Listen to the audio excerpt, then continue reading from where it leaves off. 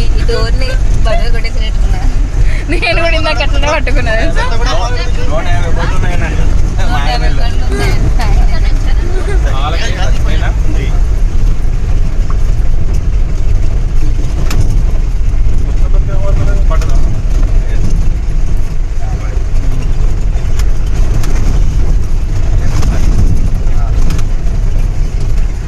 నేనే ఊగుతున్నాను.